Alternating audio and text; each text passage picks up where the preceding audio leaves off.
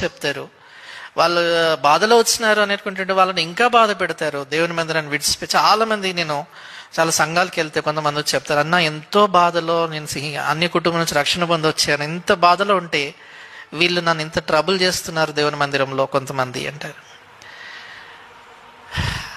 చాలా బాధ అనిపిస్తుంది. దేవుని మందిరంలో ఎలాగ ఉండాలంటే యోనాతాను దావీదులాగా ఉండాలా. యోనాతాను దావీదును ఆదరించెను అని రాయబడింది. చూడండి 1 Samuel 23:17 అండి. 1 Samuel 23:17. 1 Samuel chapter 23 verse 17. నీవు ఇశ్రాయేలుకు రాజు అగుదువు, నేను నీకు సహకారినవుదును, ఇది నా తండ్రి అయిన సౌలుకు తెలిసిన అతనితో చెప్పి దేవుని బట్టి అతని బలపరచెను. What a beautiful partnership this is. ఎలాంటి చక్కని పాలిభాగత్వం కదా. దేవుని బట్టి అతన్ని బలపరిచినాడట. దుఃఖంలో ఉన్నటువంటి వాడిని దేవుని ఇంట్లో ఒకరికొకరు చేయాల్సింది ఇదే. చాలా సంవత్సరాల తర్వాత యోనాతాన్ చనిపోయిన తర్వాత ఇదే మాట ఖచ్చితంగా దావీదు వాడతాడు, తెలుసు కదండి. ఏం మాడతాడు?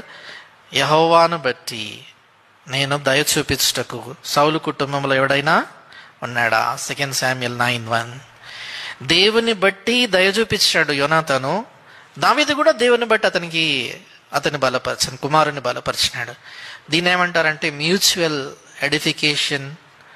చూడండి అదే మాట రాయబడింది మనకి మొదటి తెస్సలోనిక 5:11 అండి. 1 Thessalonians 5:11. మొదటి తెస్సలోనిక 5వ అధ్యాయము 1 Thessalonians 5:11.